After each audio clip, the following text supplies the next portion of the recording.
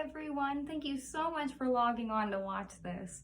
I am so excited. My name is Madeline Pomeroy, and my show is called Nevertheless She Persisted. Nevertheless She Persisted is so interesting because while it was written in 2018, there's a lot of parallels for 2020. It's about a woman who watches the news and the ever-changing world around her and how crazy everything is getting. It also helps her open her eyes to some of the problems in her relationships and otherwise, and for the whole life that she built around her. I feel like this show is important because since we're in a pandemic and we have everything else happening at once, I just felt that this show needed to be put on. I'm really proud of my cast, and I'm proud of all of the work that they put in, and I hope that they will continue to grow and reach these extremely high points in their life that I know that they can. I'm really excited for everyone to watch it. So thank you again for coming, and I hope that you enjoy. It's a blue world.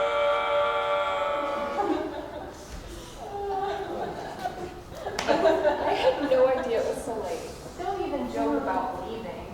We really do have to deal with this. It always is with you guys, always. And we didn't talk about him. Oh, thank God. Everything was amazing. The salmon and the kale salad and the dessert. Ooh, that fucking cobbler. Will you do us a favor and take that fucking cobbler? No, we just eat it and hate ourselves. Well, we can't have it around here. It's like crack. I have 0 willpower and Morgan has even less. I'm gonna pack it up for you. Before you do, What? I feel the need to say something. Fight it, Morgan. Just fight that need. Morgan's going to give his little speech, and we should just accept that. Oh, but you look at the time, we really do have Calm to go. down, it'll be fine. But as you reflect on it in the coming years, it will make you joyful. It's so much better if someone else says that, dear. Bring it, dude. At times like these, actually there have never been times like these, when 6 months of news gets crammed into every single day, and our brains are literally changing to accommodate the avalanche of horror and deceit. We're not talking about him, remember? But Morgan's right. We're not who we were. I'm certainly not. Oh, no, wait your turn, babe. This is Morgan's little speech. I'm just saying we're all suffering from PTSD. Except that would suggest that the trauma is over. And it isn't. The silver lining to this age of abomination is that we know what truly matters, and we treasure it more than ever. For me, I couldn't survive without good friends. I can't imagine living in a world without Bob and Jen. Thank you, Morgan. We feel the same way. So, where do I fit in? Uh-oh. I think you fucked up your little speech, Morgan. You forgot about your bride. I'd be nothing without you, sweetheart. You know that. I do know that. Good, because it's true. How would you be without me? You know, I think I'd be okay. I'd be sad, but after a few days, I'd get over it, realize I'm stronger than I thought, and a brand new life would open up for me. Yikes! I'll be sure to give you a shout out in my next little speech. I'll grab that cobbler. No way you two leave without it. I'm gonna go warm up the car. Just for you, sweetheart. You're such a doll. Isn't it great? It's so cold out, the way it used to be. Oh boy, we'll probably just gobble it up like animals. Can you possibly give me the recipe? Oh, sure, it's my mom's. She's been showing up in my dreams recently, like every night. It's crazy. I could tell Bob really wanted the cobbler, but he wouldn't admit it. I mean, we're all going to die, so what's wrong with feeling good sometimes? I caught him running on the treadmill eating a jelly donut. He looks good, he really does. Just eat the fucking donut, Bob. But he's okay, right? I mean, he's good. He needed this. He needed tonight. No tension for a change. There's never any tension when we're together, is there? No, but he just can't relax anymore. Even around us? Us?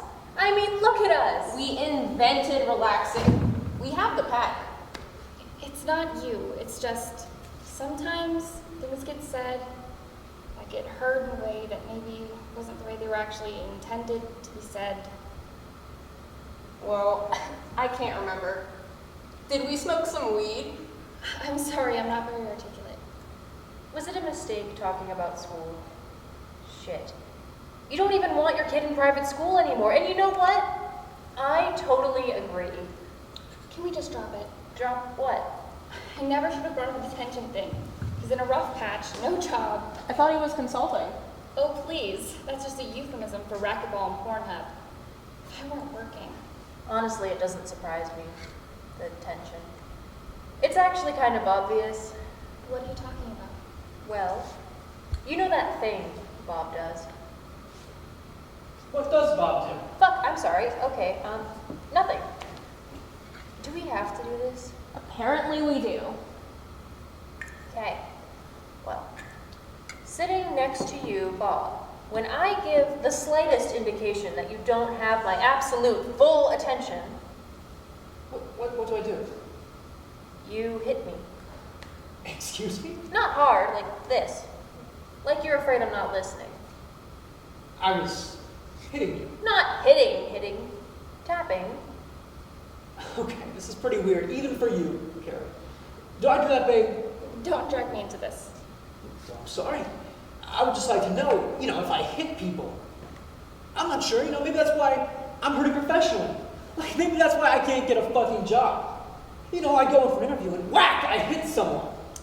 I wasn't aware you did that, Bob. Were you? I didn't see anything. Coward. Carrie, I'm sorry if you think that I hit you. If you're upset I grabbed your ass in the elevator, I apologize. Wow, you should run for office. Stop it! Jesus, why are you attacking I'm Bob? not attacking Bob, it's just, we all have weird things we do. I know I do. And I do too.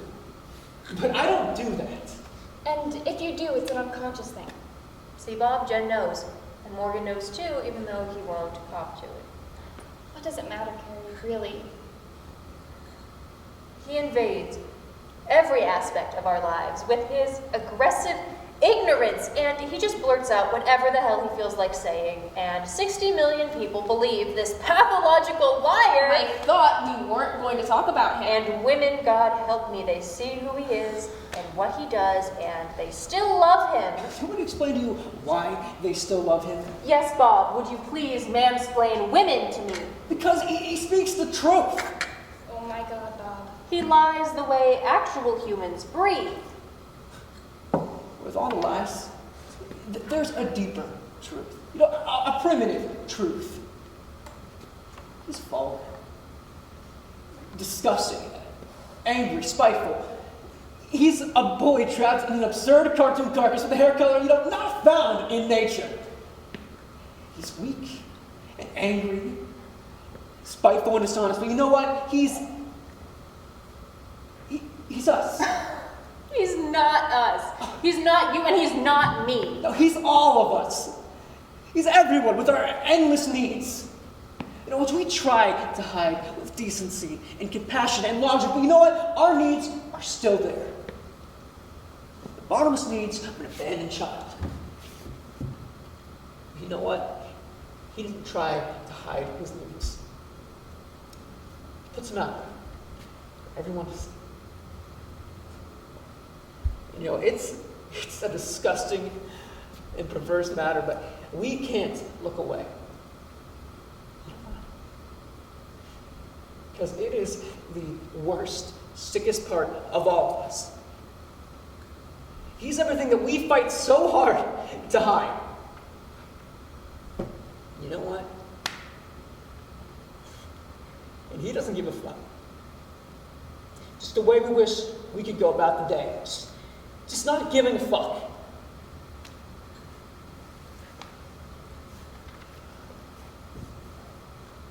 I love you, Bob, but you're wrong.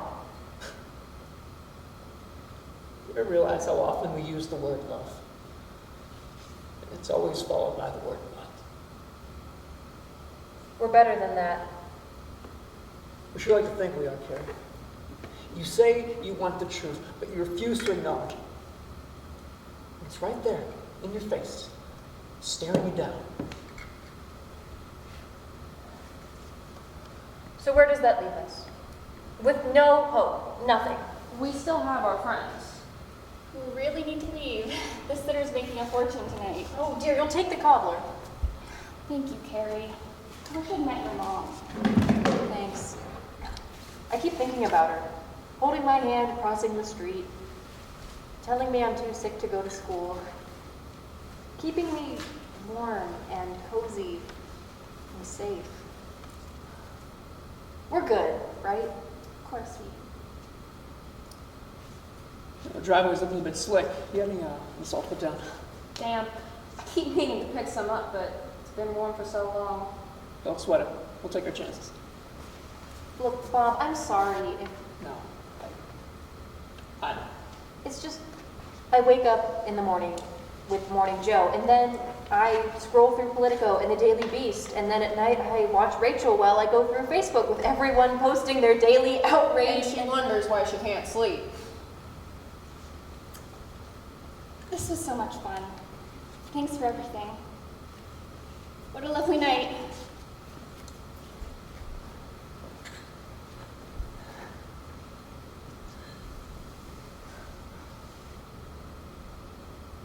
I'm such a fucking idiot. No, honey, you're the best. I'm gonna clean up. You chill out, finish your wine. It'll only take a minute. I'm sorry I didn't mention you in my little speech. It's okay, I was just giving you a hard time. I know. I love you. You too.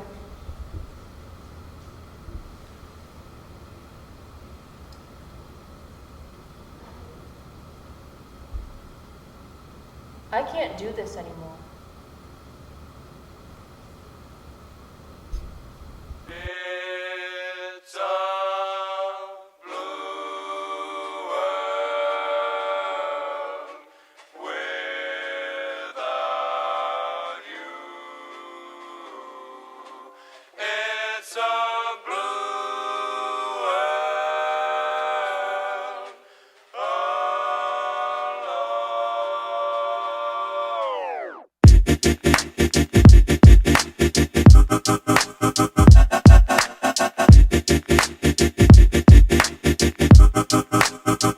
Yeah, well, it's a mad world that made me crazy. Might just turn around to 180. I ain't politicking, I ain't kissing no babies. The devil on my doorstep being so shady. Don't trip. We don't gotta let him in. Don't trip. Hey, yeah.